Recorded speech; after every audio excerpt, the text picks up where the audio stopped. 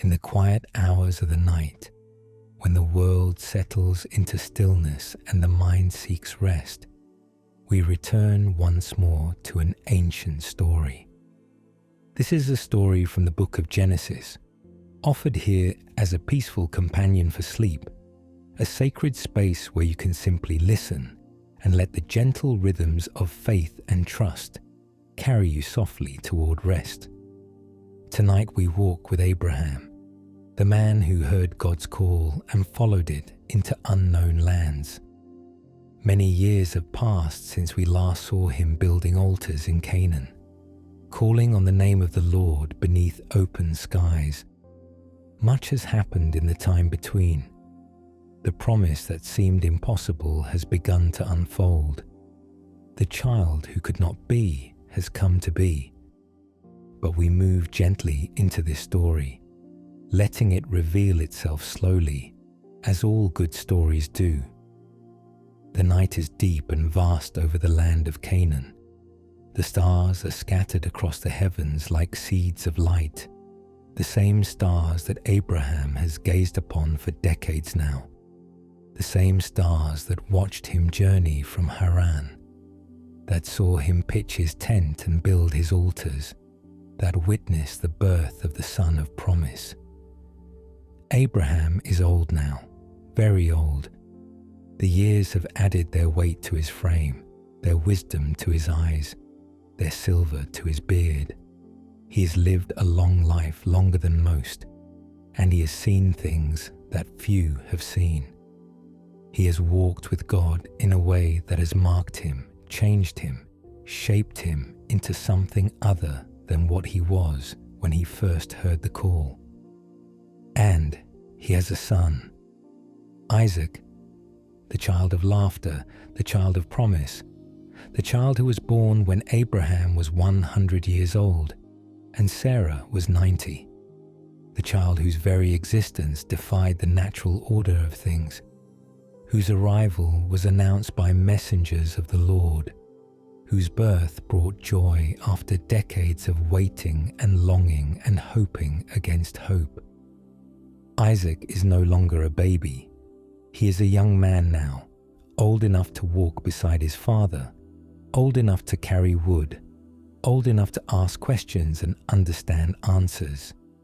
He has grown up in the tents of his father, learning the ways of flocks and herds, the rhythms of nomadic life, the prayers and practices of faith in the God who cannot be seen, but who makes himself known. The relationship between Abraham and Isaac is tender, built on years of shared life, of daily routines, of quiet moments and ordinary joys.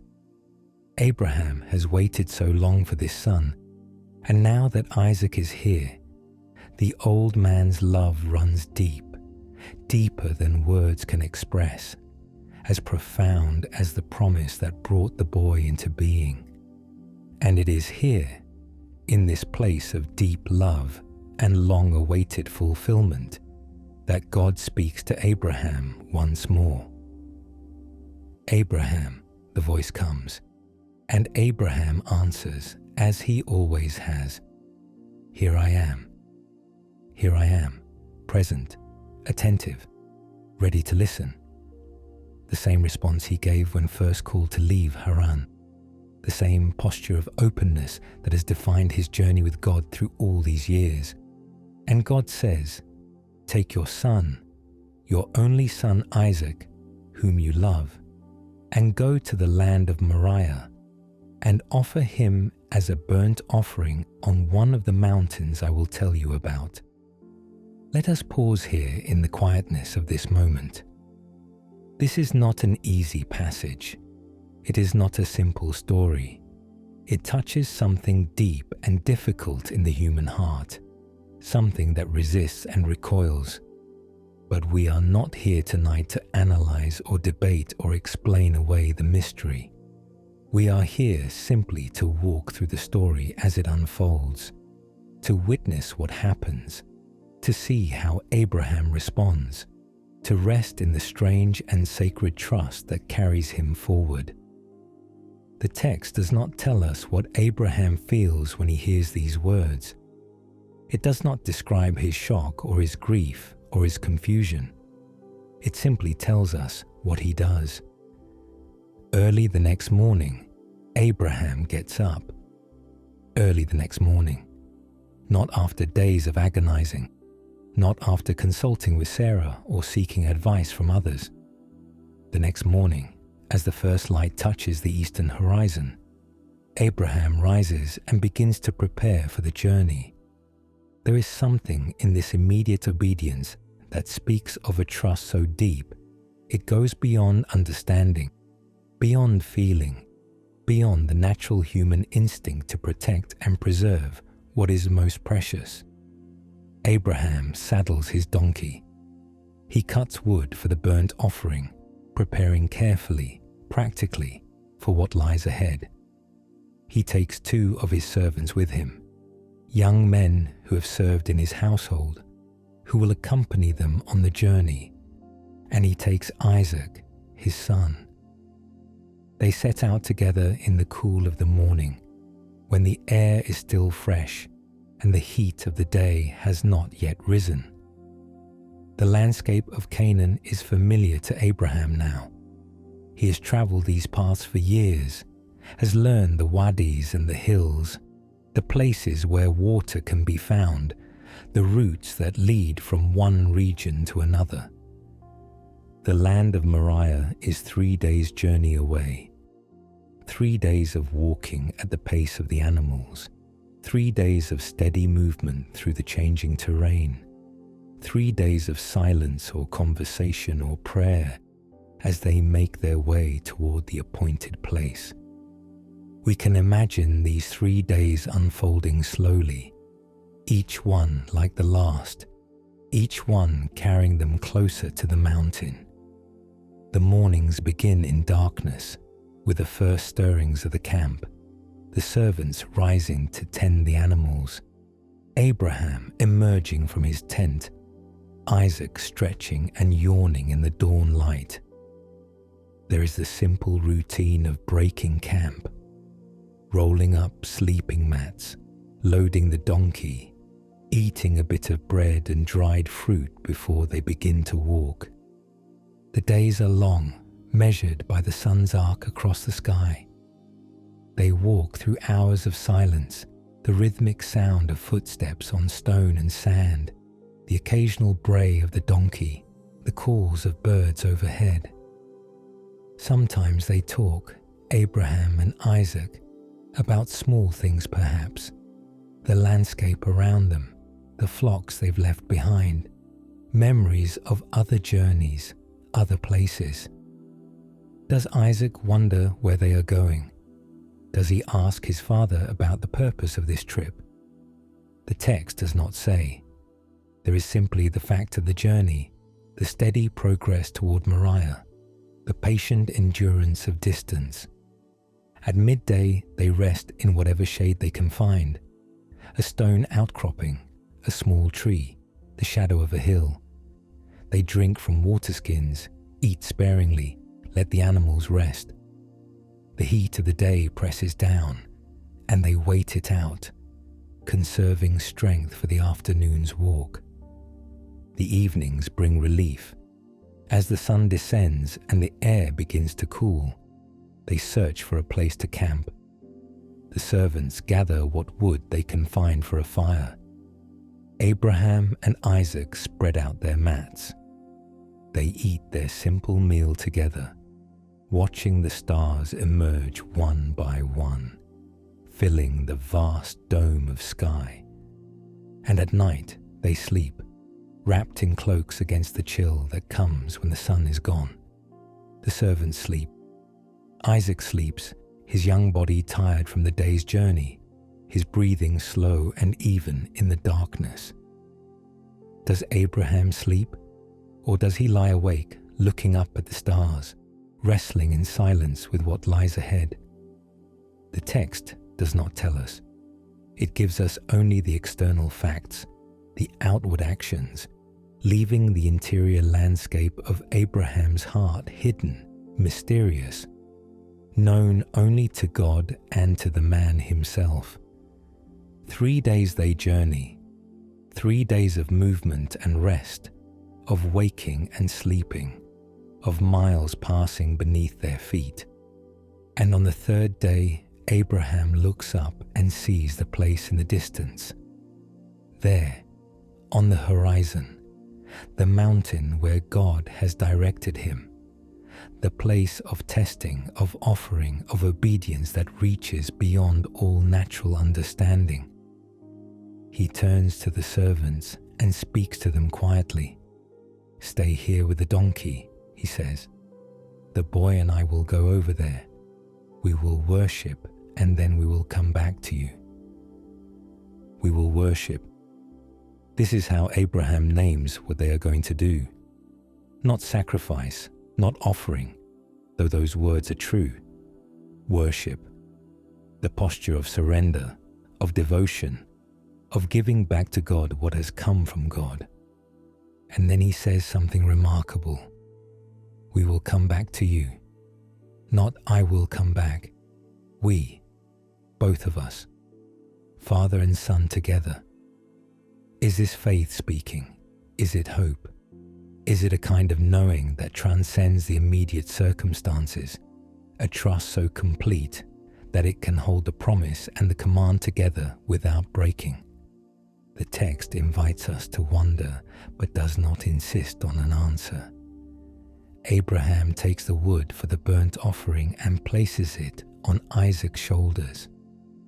The young man is strong enough to carry it, willing to bear the burden as they make their way up the mountain. Abraham himself takes the fire and the knife, the fire carried in a clay pot, embers from their morning cook fire, carefully tended so it would not go out. The knife, sharp and necessary, tucked into his belt, and together, the two of them, father and son, begin to climb. The mountain rises before them, rocky and steep in places, its paths winding upward through scrub brush and scattered stones. They walk in silence at first, each step taking them higher, each breath drawn a little deeper in the thinning air. The servants grow small behind them, tiny figures beside the donkey, waiting as they were told to wait. Isaac walks behind his father, the wood on his shoulders, his feet finding purchase on the rocky path. And as they climb, a question forms in his mind, and finally he speaks it aloud. "Father," he says, and Abraham answers, "Yes, my son." The exchange is simple, tender, the familiar pattern of conversation between them. "The fire and wood are here," Isaac says, "but where is the lamb for the burnt offering?" Where is the lamb? It is a practical question, an observant question. Isaac has seen sacrifices before. He knows what is required. He sees that they have prepared everything except the most essential thing, the animal itself. Abraham's answer is quiet, steady, holding more than it seems to hold on the surface. "God will provide for himself the lamb for a burnt offering, my son." God will provide, not "we will find one," or "we forgot to bring one." God will provide. A statement of trust, of certainty, even in uncertainty, of faith that reaches beyond what can be seen or understood. And the two of them walk on together. They continue climbing, step by step, breath by breath. The summit draws nearer. The air is clear and clean. The land spreads out below them, vast and ancient, holding its own silence. Finally, they reach the place God has shown Abraham, the place where the offering is to be made. Abraham begins to build an altar. He has done this before, many times. He knows how to choose stones, how to stack them so they will be stable, how to create a structure that will hold what needs to be held. His hands move with practiced familiarity, lifting stone after stone, placing them carefully, building something that will stand. Isaac watches, perhaps helping, perhaps simply present as his father works. When the altar is complete, Abraham arranges the wood on it, the wood that Isaac has carried up the mountain, laying the pieces so they will burn well when the fire is set. And then comes the moment that strains all understanding, that touches the deepest places of trust and surrender. Abraham binds Isaac. He takes cords and wraps them around his son's wrists, his ankles, securing him so he cannot move. And he lays him on the altar, on top of the wood, positioning him carefully, gently perhaps, his hands trembling or steady. We do not know. What passes between them in this moment? Does Isaac resist? Does he cry out? Does he ask why? Does he trust his father even in this, even when nothing makes sense? The text is silent. It gives us only the actions, stark and simple. Abraham binds Isaac. Abraham lays him on the altar. And then Abraham reaches for the knife. He takes it in his hand, this instrument of death, this blade that has been used to slaughter animals for sacrifice countless times. He raises it, his arm lifting, his will bent toward obedience even as his heart must be breaking, even as everything in him that is human and fatherly screams against what he is about to do. This is the moment of absolute surrender. This is the place where faith is tested beyond all reasonable limits. This is the edge of the abyss where trust must either hold or shatter completely. And just as Abraham's hand descends, just as the knife begins its terrible arc, a voice calls out from heaven, "Abraham, Abraham." And Abraham answers immediately, "Here I am. Here I am, still present, still listening, still responsive to the voice of God, even in the midst of this agonizing obedience. Do not lay a hand on the boy," the voice says. "Do not do anything to him. Now I know that you fear God, because you have not withheld from me your son, your only son. Do not lay a hand on the boy." The command is clear, immediate, and absolute. Stop. Do not proceed. This is enough. Now I know. The testing is complete. The question has been answered. The depth of Abraham's trust has been revealed, demonstrated, proven in the willingness to go to the very edge of sacrifice without drawing back. Abraham lowers the knife. His breath comes in gasps, perhaps, his body trembling with the release of unbearable tension. He looks at Isaac, bound on the altar, alive, breathing, spared.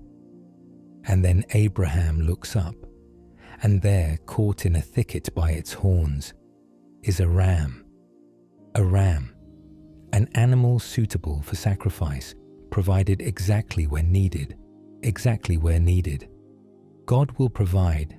Abraham's words to Isaac on the way up the mountain have proven true in ways neither of them could have anticipated. Abraham goes to the ram and takes it from the thicket. He unties Isaac, helps him down from the altar. Father and son stand together, alive, both of them, held by grace beyond comprehension. And Abraham takes the ram and offers it as a burnt offering in place of his son. He performs the sacrifice as he has done many times before, but now with gratitude, wonder, and a relief that transform the familiar ritual into something new. The ram burns on the altar. The smoke rises into the clear air, ascending toward heaven. The fire consumes the offering, and Abraham watches, his heart full of things too deep for words. And Abraham names the place. He calls it, "The Lord will provide." On the mountain of the Lord it will be provided, a statement of what has happened, a testimony to what he has experienced, a memorial to the God who provides what is needed, when it is needed, even in the most impossible circumstances. The angel of the Lord calls to Abraham from heaven a second time.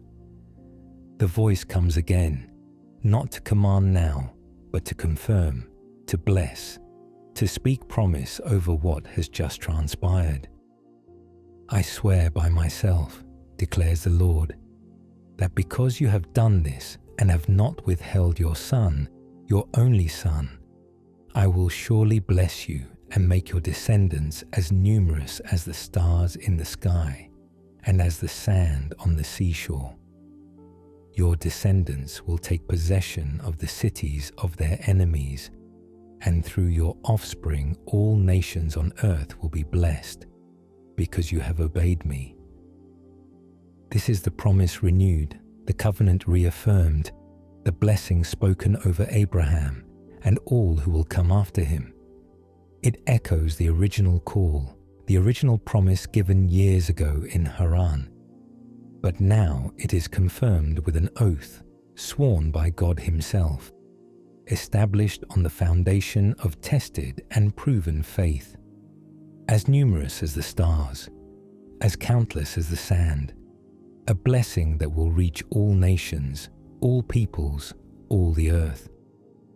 The promise is vast, cosmic in scope, yet rooted in this particular moment, on this particular mountain, with this particular father and son. Abraham and Isaac descend the mountain together.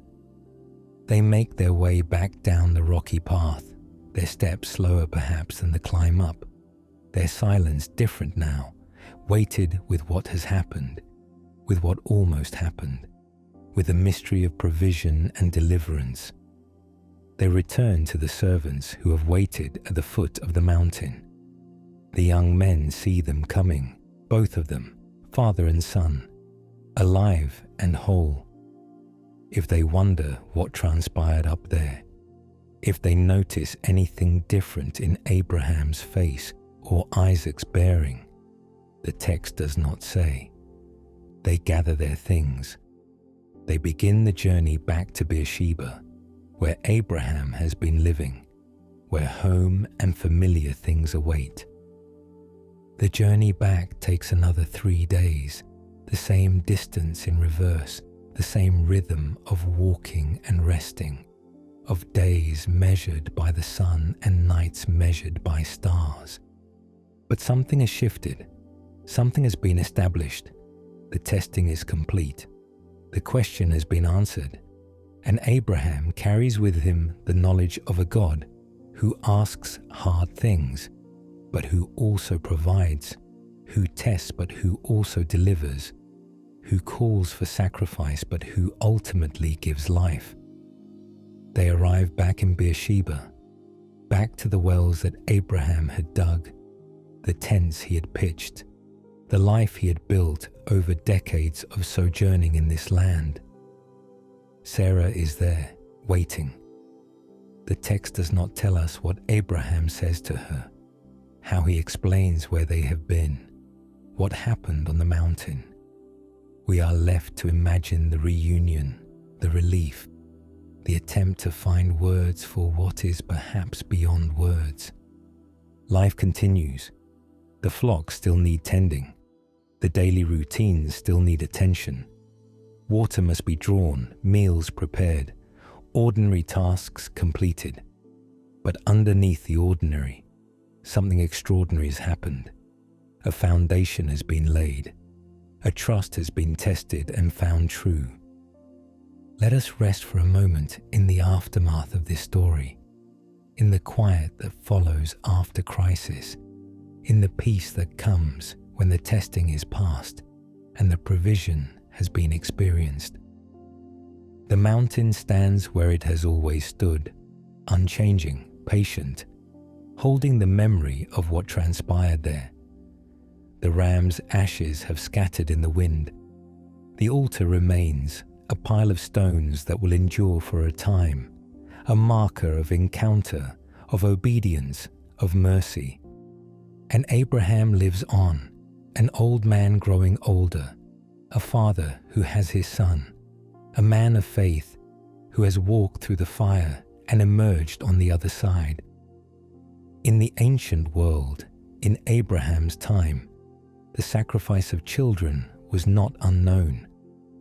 Some of the peoples surrounding Canaan practiced it, offering their sons and daughters to gods of stone and fire, believing that such extreme devotion would secure divine favor, ensure good harvests, guarantee victory in battle. But the God of Abraham is not like these gods. This story establishes something crucial, something that will echo through the centuries. The Lord does not desire the death of children. He desires trust, obedience, surrender of the heart, but not the literal sacrifice of sons and daughters. The ram in the thicket is the Lord's provision, his answer, his substitution. Isaac is spared, the boy lives, and from him will come descendants, the continuation of the promise, the generations that will carry forward what began with Abraham's call. This is a story about testing, yes, but it is also a story about provision, about God making a way when there seems to be no way, about deliverance arriving at the exact moment it is needed, about trust that goes to the very edge and finds there not abandonment, but presence, not death, but life. As we settle deeper into the quietness of this night, we can let the story rest with us, without needing to solve it or explain it away. Some stories are meant to be mysteries.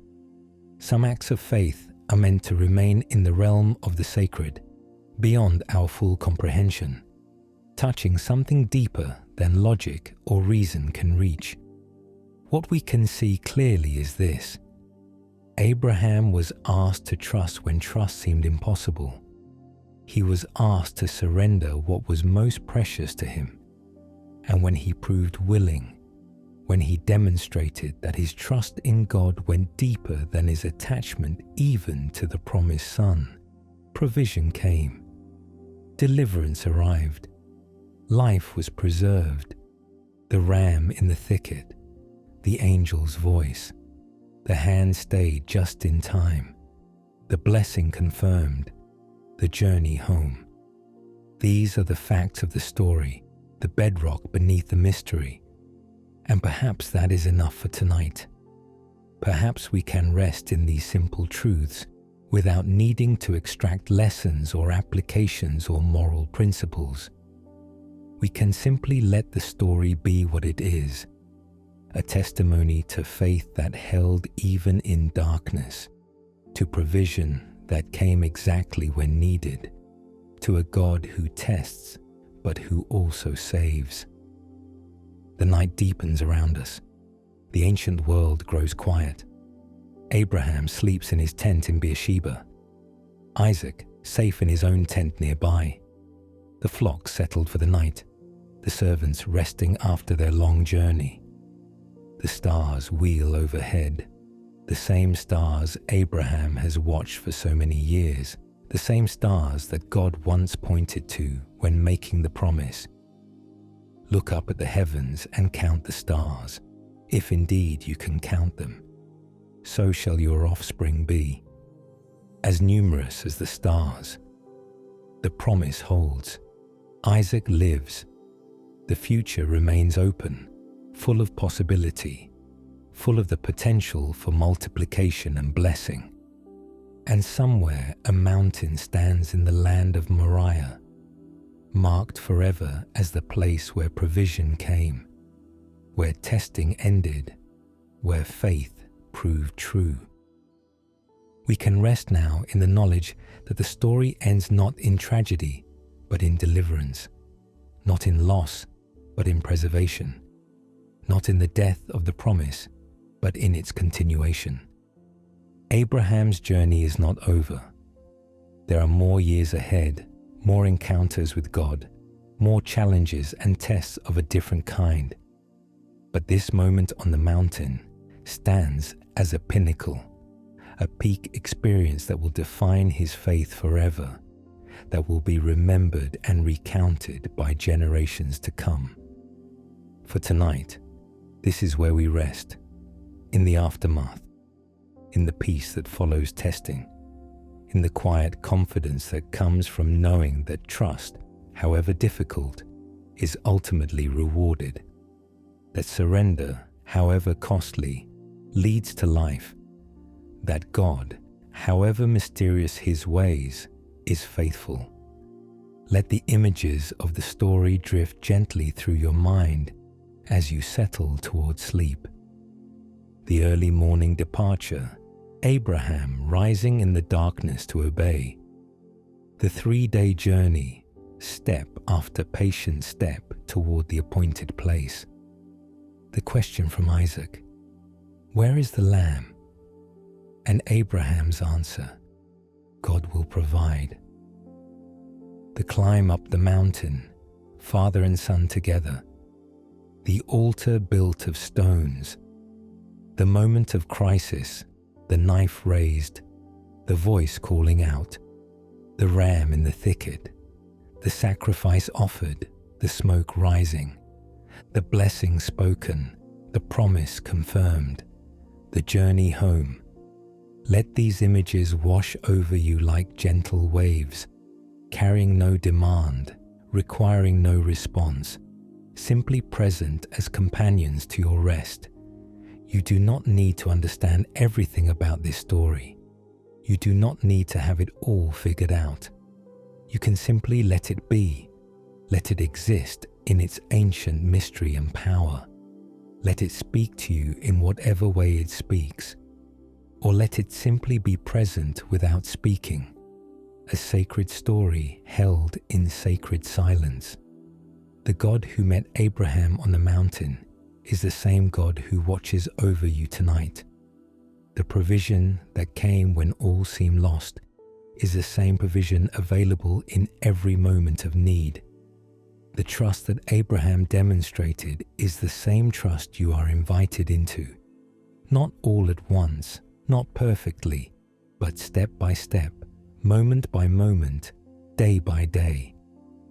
And just as Abraham descended the mountain with Isaac beside him, you too can trust that what seems impossible may yet resolve, that what feels unbearable may yet be borne, that deliverance may come just when it is needed most. Rest in this tonight. Rest in the simple truth that you are held, known, and loved.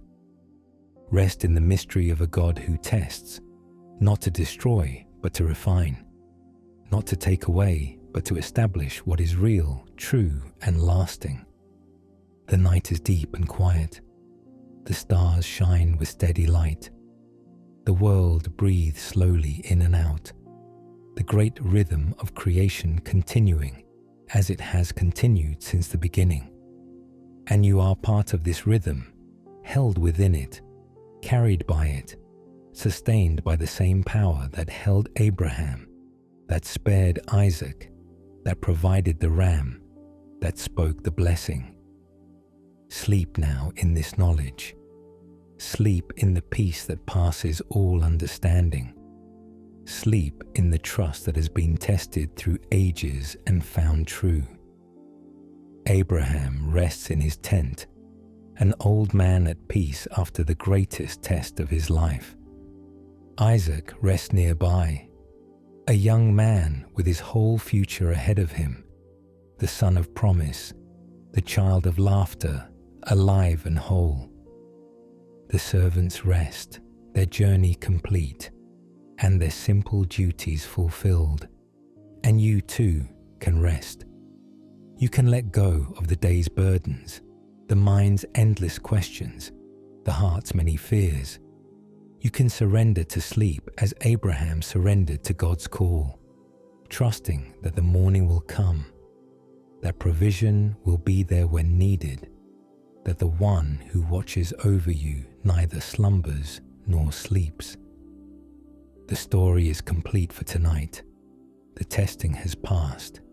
The provision has come. The blessing is spoken. The journey home is finished.